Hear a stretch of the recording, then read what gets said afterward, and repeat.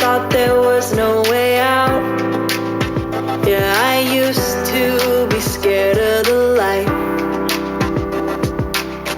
and I was swallowed by doubt.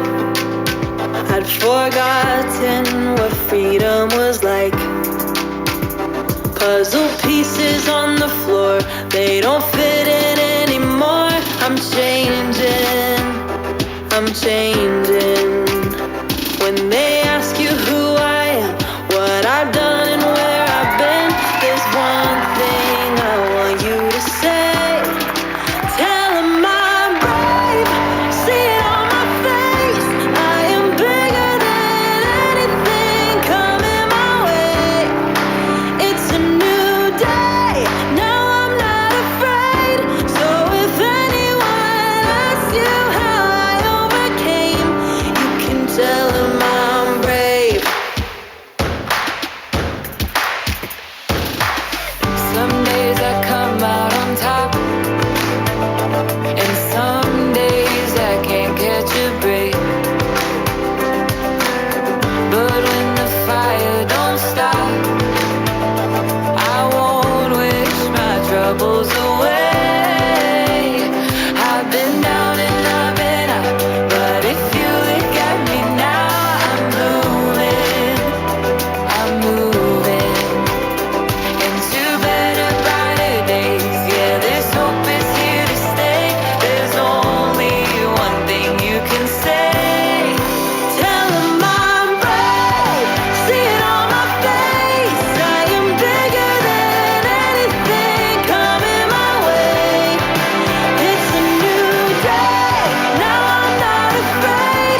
So if anyone asks you how I overcame, you can tell 'em I'm brave.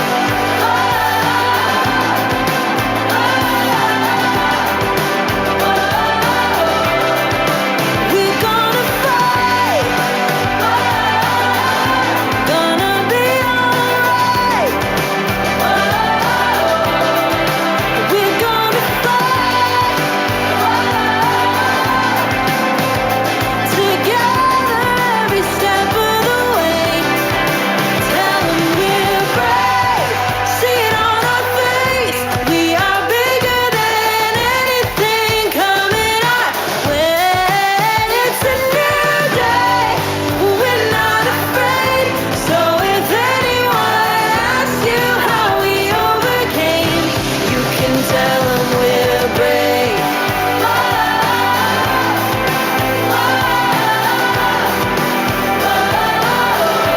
You can tell 'em we're brave.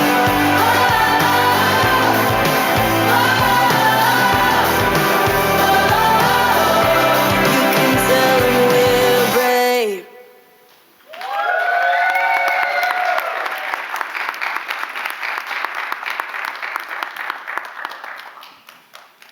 Welcome to This Is My Brave, the show. I'm Carlisle, and I want to thank you for being here with us today, not tonight. And we're gathered here today for something really special, to shine a light on youth mental health and trauma, and together break the stigma that surrounds these conversations. You got it, baby. Before we dive in, can I ask everyone to take their phones out? So we're a very social organization, and we love when our messages reach beyond the room. So please feel free to capture pictures, videos, selfies, or whatever captures the moment. Tag us at This Is My Brave, and please use the hashtag Storytelling Saves Lives and Live Brave, L-I-V-E Brave. Your support tonight will help us spread this message of courage and vulnerability to the world. Thank you for being a part of it. Now I'm excited to introduce someone to you that has made the day possible, our show producer, Ebony Rao.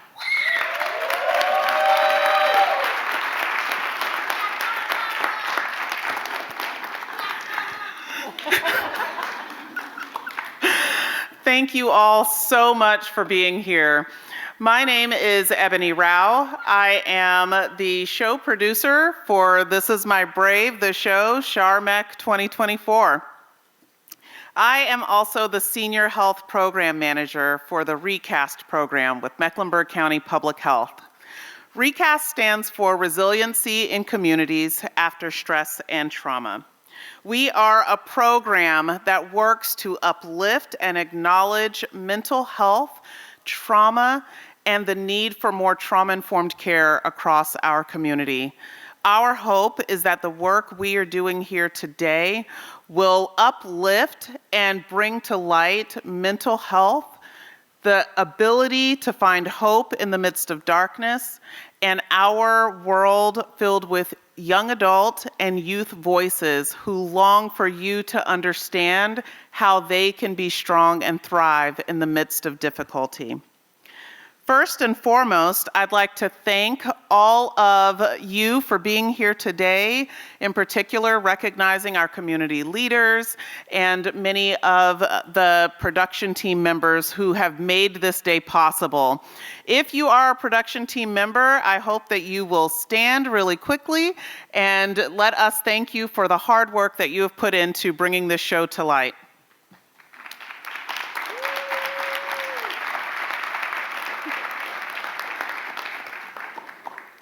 Our 2024 season shows have the following sponsors: Johnson & Johnson, Bristol Myers Squibb, Sage Therapeutics, Trigger Hub, and Society of Valued Minds. Thank you to our local sponsors who also made this possible: ReCAST Mecklenburg County, Mecklenburg County Public Health, the Office of Violence Prevention, Mecklenburg County, Alliance Health, Travis Ford, Mobile Crisis Sante Group, Self-Talk Counseling and Consulting, Anuvia Prevention and Recovery, Teen Health Connection, Monarch, The Compassionate Companion, the Jenkins Creative Counseling Center, and so many others.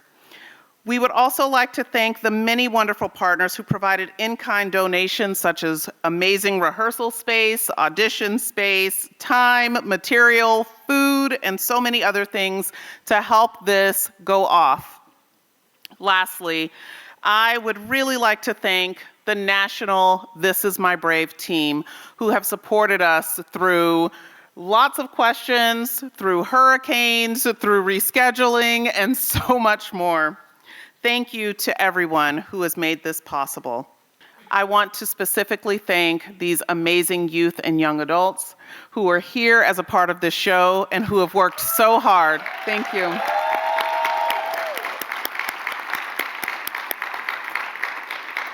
I'll now turn the time back over to Carlisle, our show director. What we're about to experience tonight is the heart of living brave. This Is My Brave is a storytelling organization, and I want to take a moment to share with you why it's so close to my heart. Becoming a mother was something I longed for, and the path I took was different than I imagined. I became a foster parent, and that's when I met JC. He was only 10 days old, a tiny, beautiful baby who completely changed my world. At 6 months, JC returned to his birth family, but I never let go. For 6 years, I co-parented with his birth parents, and despite many difficult moments, I learned so much from that experience about resilience, love, and facing fears I never knew existed. Eventually, JC came to live with me full-time, and those years together have been filled with love, challenges, and growth. I have faced anxiety and depression along the way, but through it all, my love for JC has been my anchor. He is my greatest gift, and I am so proud of the person he's becoming, even though our journey has not been easy. Should I say that again? It has not been an easy journey. I left a 17-year corporate career because I realized my true calling was to share hope and healing with others. Being a part of This Is My Brave, first in Boston in 2023 and now here tonight, feels like coming full circle. These young storytellers you will hear tonight are incredibly brave, and I'm so honored to stand with them as they share their stories with all of you. So let us begin. Please welcome to the stage Ty with Keep It on the Low.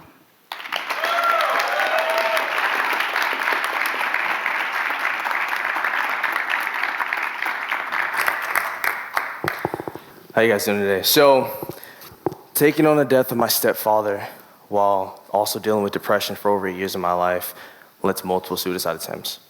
Now, I'm gonna read this quote from here. I wrote it down so I don't mess it up. The pain that often kills, or the pain that kills, is often the pain we fail to discuss. Not because we don't want to, but sometimes it's the perception that withholding that pain feels like the strongest thing to do. Now, whether we do that for our families, or our friends, or even for ourselves, we do it because we feel like it's the right thing to do. But today I realized I was wrong. Now, this song is the expression of dealing with those events and those conflicting emotions while also testifying about Christ Jesus, who's the way, the truth, and the life, who healed me and guided me through it all. Enjoy the show.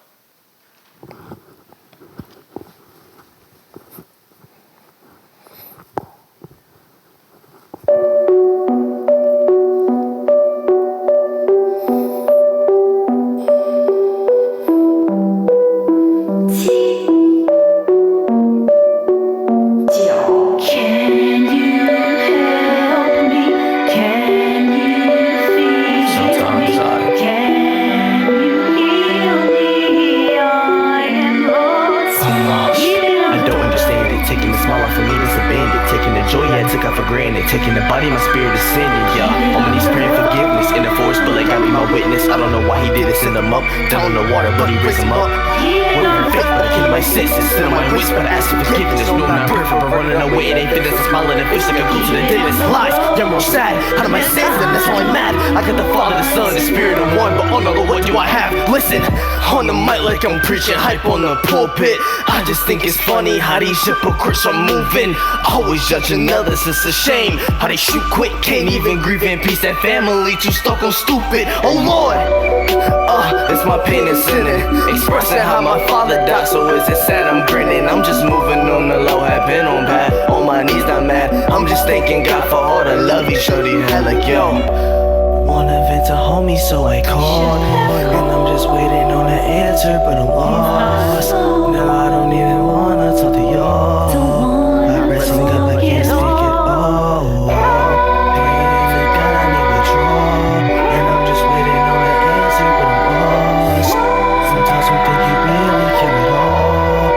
It's torture in my mind, so I kept it on the low. You kept it on the low. Keep it on the low. Don't want no one to know. Keep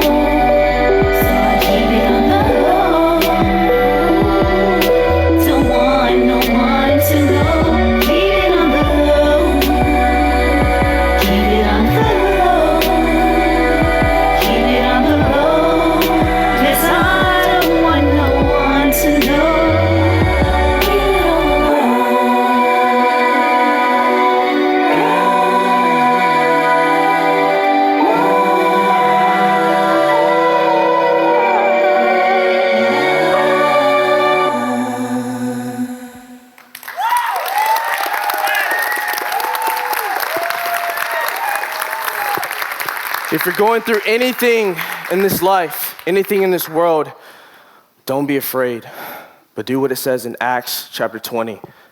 Have faith in God. I'm Ty Tokyo, and this is My Brave.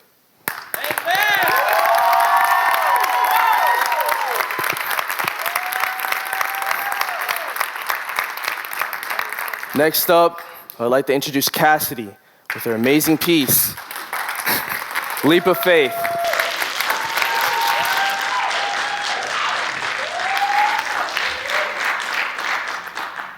Hi, my name is Cassidy Taylor. I'm from South Carolina. Today, my poem is about my dad on his mental health struggle called Leap of Faith. Mental health in my head, mental health in my bed. With mental health, you might just have to take a leap of faith. Fate just might make or break. And please don't make the mistake of not knowing what's wrong with their mental state, because it ain't no piece of cake. My dad is a whole mental state. Ups and down, round and round, sometimes even laying on the ground can break my dad's crown. His crown is his life. It breaks, it crumbles because of his mental health. He always has to take a leap of faith. One side of leap of faith is never seeing your loved ones again. Literally, never seeing them again. Second part of leap of faith is schizophrenic and bipolar. Standing around in a room as the ground crumbles beneath me, as I fall into my dad's mental state. And please don't make the mistake. It's okay. That's what everyone always say. He's fine, he's okay, nothing's wrong with his mental state. But no one sees what I see behind the scenes, I mean. Fighting, screaming, yelling, that's all I see. I wish these shoes did not belong to me. Anyone, literally anyone's shoes are better than mine. Come on, switch with me. I'm tired, so much tired. But what can I say? What can I do to change my dad's mental state? I wish it was as easy as a piece of cake, but instead it's hard like a boulder. Now you're standing above a volcano as you look down and something slowly pulls you down to the ground. But then your dad's mental state knocks you right into the volcano, and now there's no more leap of faith because of what happens to his mental state. It cracks, it crumbles into millions of pieces because of his mental state. I mean, what happens to me? This it? This is all? No change for me? What happens to me? That's it? No change? Literally nothing for me? My name is Cassidy Taylor, and this is My Brave.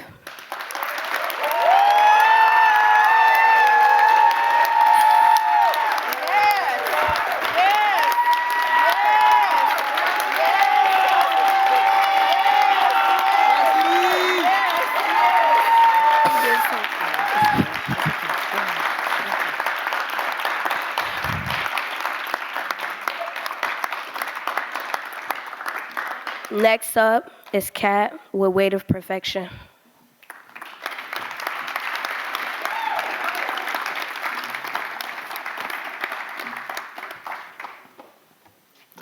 Hello, I'm Cate. My story begins when I was in 5th grade. I had a good friend that I was very close to since 2nd grade. I clung on to her. I didn't feel very confident. She told me that she was the only one who would be truly my friend, and I believed her because she was supposed to be my best friend. In elementary school, she made comments about my body. She said things like, "We're so fat," or "We should lose weight." Over time, I stopped eating.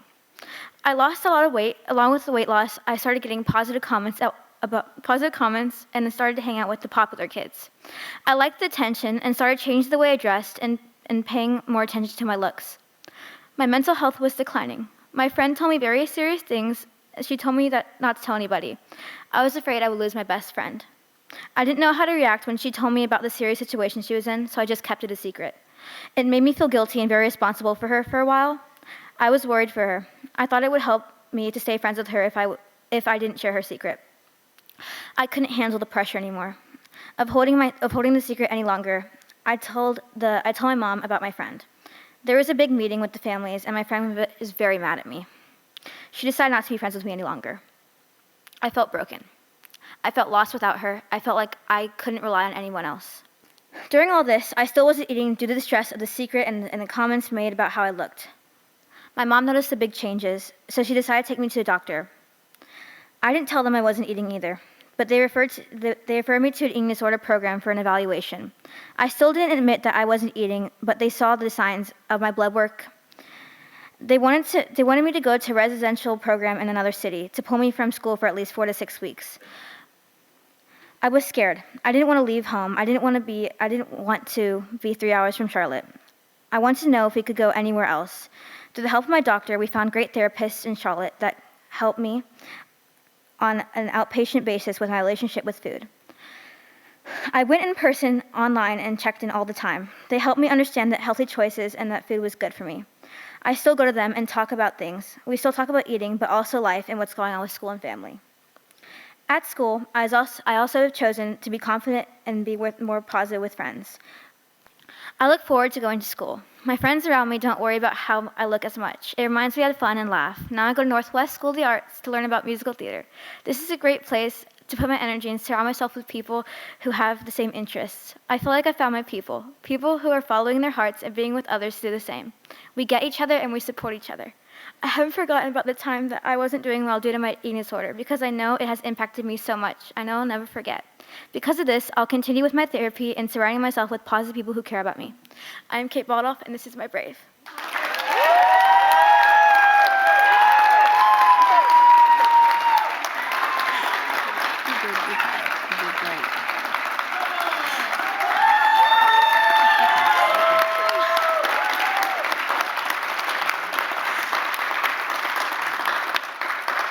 And next is JC with Helen Back.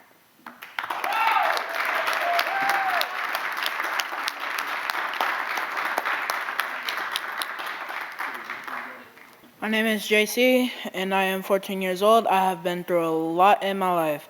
When I was 5 years old, my mom made me get a dangerous weapon and made me aim it at my dad. And I didn't want to do that, so it made me really sad. I didn't tell my forever mom, Carlisle, what happened until I was in middle school. She was very surprised and disappointed that happened to me. And she tried helping me. When I was 6, I couldn't see my birth parents because they were doing a lot of bad things, drugs, abuse. I have been abused by my own parents before, and that hurt me a lot. I have dealt with depression and lost a lot of people I loved. I have been bullied throughout my life, which made me want to bully other people. But I found better ways to express my feelings. Villains aren't born, they are made by other people's actions. Other people's actions could affect the way y'all want to act. Your feelings act on other people's actions. But I've found a good way to express myself. I even wrote a book with my mom called My Big Notebook.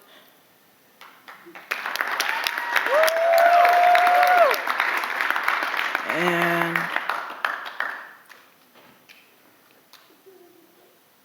I told my mom when she was writing too much or doing too much.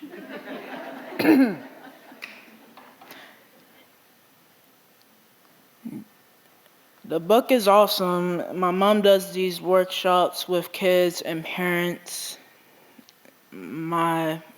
using My Big Notebook.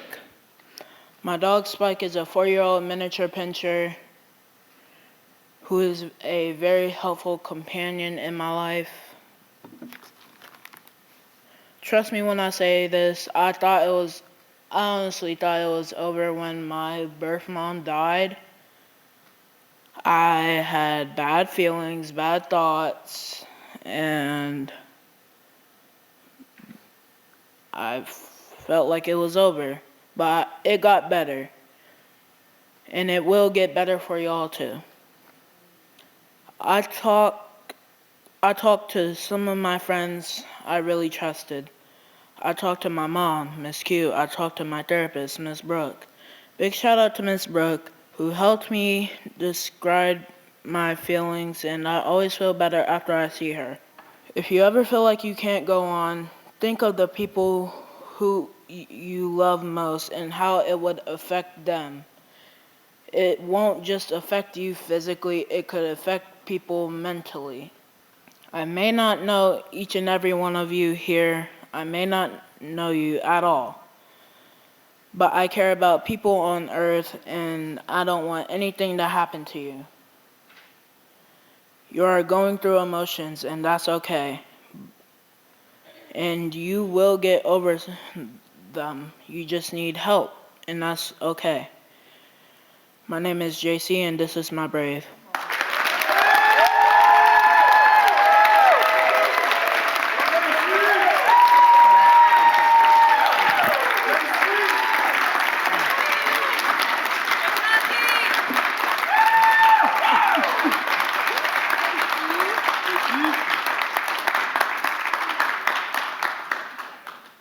Next up is Katia, and her story is Unbroken.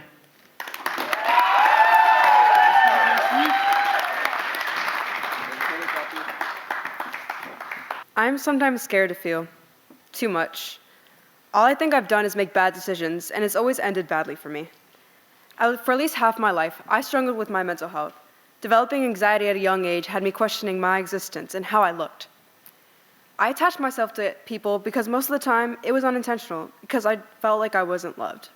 It started when a few of my classmates would laugh at me, call me flat or ugly. And as time went on, their comments got more intense, and it drove me into the depression that I felt comfort in. I lost most of my friends, and I pushed away all my family. One day, I decided I did not want to live anymore. I planned on my death, but I couldn't go through with it. There was a small voice in the back of my head telling me to give life another shot. And as time went on, things only got worse. From the start, my romantic relationships were plagued with trauma. I was groped, gaslit, and hit. And when I was in a worse state, there was always something that was missing. Someone who understood me, someone who could feel what I feel and who could articulate what was going on inside me, someone who could take care of me, and someone who could guide me through the search in the name of all this chaos that I found inside me. I felt like there was a storm brewing inside me, one that I could never fight. I was drowning and nobody noticed. Some days I wanted to die, and on others I already felt dead. As the years drew on, my condition improved. Nevertheless, I felt sad because I didn't want to feel alone. It was scary to be alone with my thoughts, sometimes because I knew that they would spiral. I sought love anywhere I could find it, and for a while, I did. I was genuinely so happy. I went a whole year without thoughts of suicide or death, and I felt like a whole new me, like the other one was a thing of the past.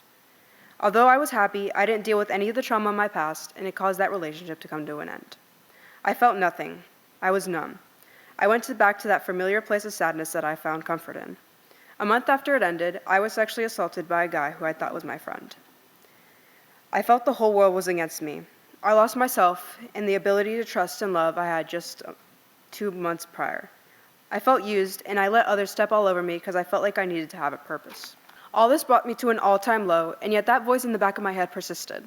I didn't know what to make of it, but as the year went on, I picked myself up. I only had 2 options, and I chose to fight.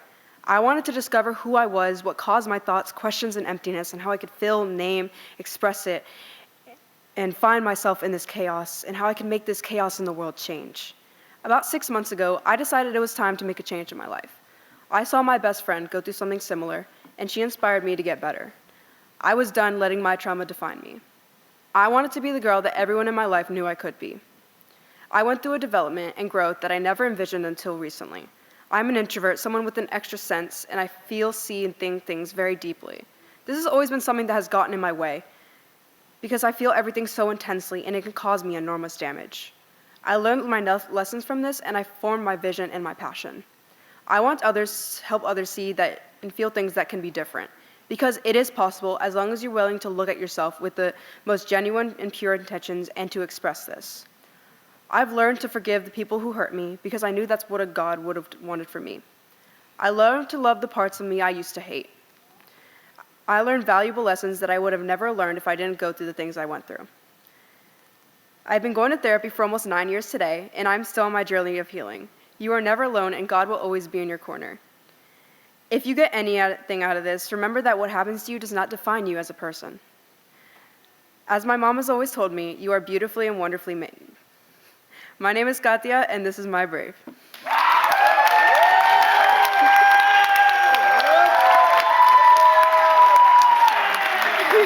Awesome. Thank you.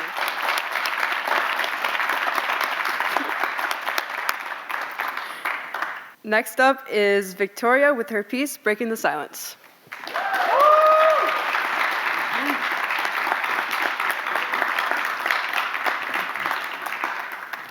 My name is Victoria Hall. In the second week into my freshman year, I was sexually assaulted by another student. This is my story. 2 weeks into high school, and now years later, I walked the halls with the echo of a moment that changed everything. I was a freshman then, just starting to find my place in a maze of bookshelves and classrooms. I thought the hardest part would be learning the ropes, making friends, and surviving the pressure of new beginnings. But then came a day that ripped through the fabric of my world. A day that turned these hallways into a battleground. It happened in the quiet of a school library, the kind of place where you pass by unnoticed, where the sounds of footsteps is swallowed by the silence. He was someone I barely knew, a name I had heard but never really seen. It was supposed to be just another day, a blur of classrooms and chatter, but instead it became a scar etched into my life. I remember him sitting next to me on the bench. I was looking forward to the sanctuary of my next class, the safety of a room filled with people, but he came across my path, a shadow looming larger than life. And the library, once so mundane, became a cage. The world blurred as he reached for me, his hands where they shouldn't have been, and the noise in my head drowned out the silence. I felt like I was trapped in a moment stretched too long, every second in eternity. I wanted to scream. I tried to push him away, but my voice was a whisper lost in the void. I felt like I was fighting a battle with chains and walls closing in. The school that was supposed to be my new beginning became a place of torment. I ran, stumbling through the hallways, trying to escape the echoes of what had just happened. I locked myself in the nearest bathroom, my heart pounding, my breath shallow. The walls, once my refuge, now felt like prison bars, and the fear that gripped me was a force stronger than any teacher's voice. Now I've started to piece together the fragments of who I used to be. I'm learning to trust again, to find the footing in this landscape of healing. But there's a cruel irony to it all. Every day for 2 years after I saw him, his face a reminder of a nightmare that refused to fade. I felt dirty, as if no shower or bath could clean away what he had done, as if it was etched into my skin. I cut away at my skin, hoping I could remove the feeling of his touch. The hallways, once just passed between classes, are now battlefields where I fight to maintain my composure. His presence is a shadow that follows me, his eyes a constant reminder of what I survived. I walked the halls, my heart in my throat, my mind a whirlwind of memories that refused to stay buried. I've grown stronger, learned to navigate my pain with more resilience. I found allies and friends and strength in my voice, but seeing him every day was like running into a ghost of my past, a reminder that healing is a journey not without its struggles. So here I am, a junior, navigating the halls that hold both my past and my future. I walk those corridors with scars and strengths, with a memory of a moment that changed me but didn't break me. Each day a step forward towards reclaiming my peace, my voice, and my life. And though I saw him every day, I learned to rise above the shadows, to find light in the journey of healing, and to keep moving forward one step at a time. My name is Victoria, and this is My Brave.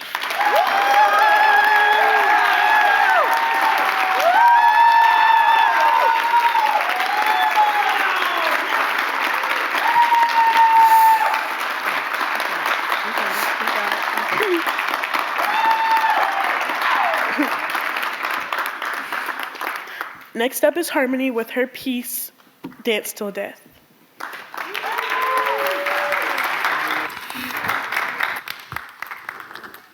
The cells in my bloodline, I'm still trying to compromise the unit of life, but I still dance till death.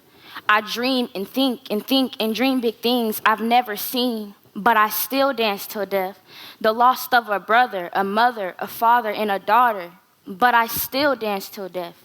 You can't hide my fear. All we want is justice and peace for what was taken, but yet I still dance till death. Our one hero has become a friend of me, turning their back on me. Instead of helping me, they're killing and judging me, but I yet still dance till death. When they gonna wake up and see they ain't helping the community, they're hurting what once was unity, but I still dance till death. You put your finger on the trigger, oh, I feel threatened. You put your knee on my neck, oh, I feel threatened. You pull your taser out and shoot, oh, I feel threatened. You give the wrong commands, oh, I feel threatened. You feel threatened for who I aim to be, but I still dance till death. There's no more threatening me, scaring me, or harassing me because I've danced my way till death.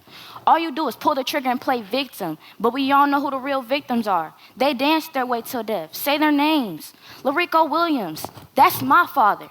Sonia Massey, that's someone's mother. Janisha Fonville, that's someone's daughter. Daryl Turner, that's someone's son. George Floyd, that's someone's brother. Do you get it? They all danced till death. But you don't know my story. At the age of 1 year old, I lost my father. At the age of 9 years old, I was severely attacked by a pit bull. I had to get my muscle reattached to my left thigh. But you don't know my story. I'm such a team player. I supported my TEPS team because I know they needed me. Not fully healed, 3 months later, I'm stepping in the Martin Luther King's Day parade as he did for black people to vote because he had a dream. But you don't know my story. Missed birthdays, holidays, daddy-daughter dances. Who's gonna dance with me? The pain, the hurt, frustration, disgust, mad, anger, happy, sad, tears falling. Because it hurts so bad to want from the love from the one person you needed so bad. From the one face that I knew of a mirror image. But yet my story isn't over yet. Still I dance till death. My name is Harmoni, and this is My Brave.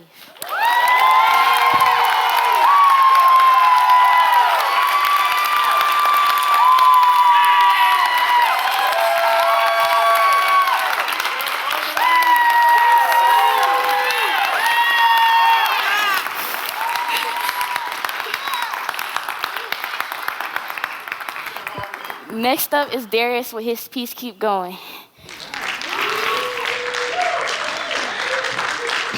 How y'all doing? My name is Darius Spencer. I'm a 17-year-old artist from South Carolina who's experienced homelessness and been inside the system. And this is my testimony called Keep Going, basically telling you that whatever hole that you get yourself into, you can always get yourself out with the help of God. And yeah.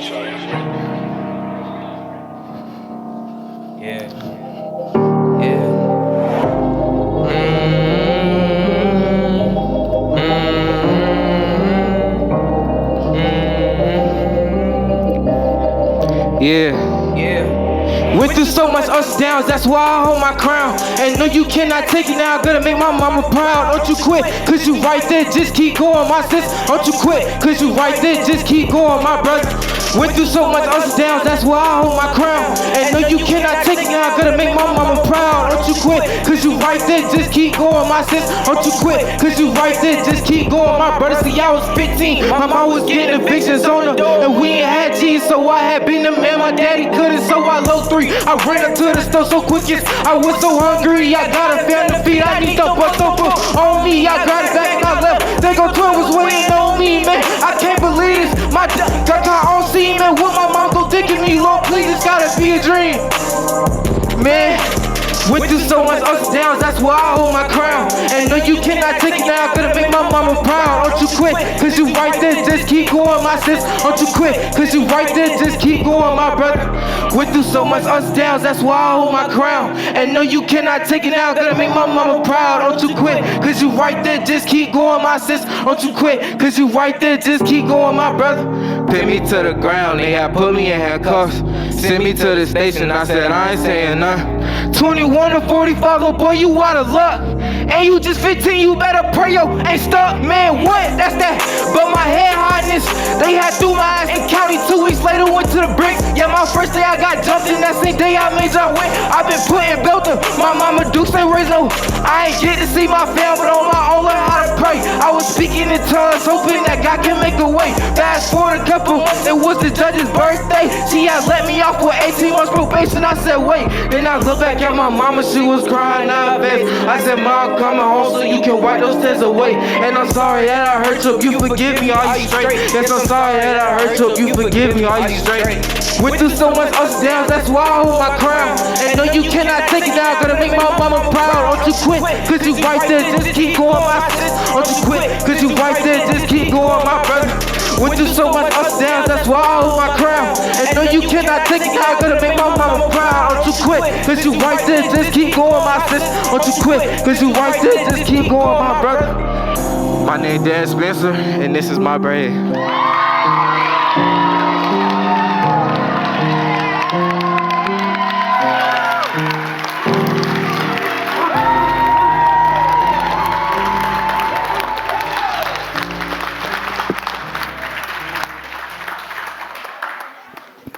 Woo! Let's give another round of applause to our incredible storytellers.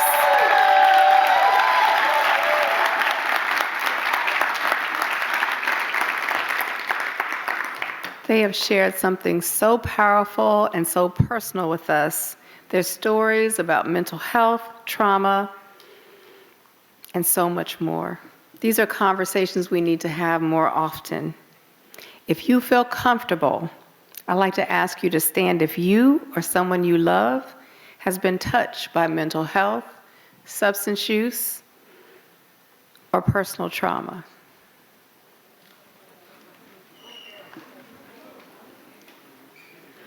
Can we give ourselves a round of applause here?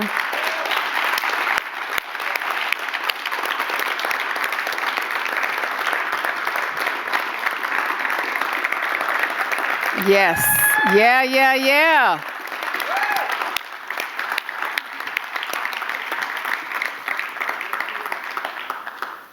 This moment is a reminder that we are all connected through our experiences. And simply being here tonight is a brave step toward creating a world where we can talk about these challenges open and without shame. We hope you live here tonight with a deeper understanding and that you'll continue to have these conversations beyond this room. That's what it means to live brave. #live brave. Please give one more round of applause to our CharMeck 2024 Young Adult Storytellers.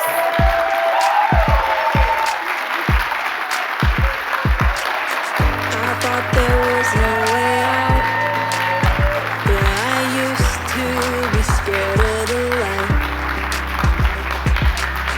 and I was swallowed by doubt. We are the youth show, and this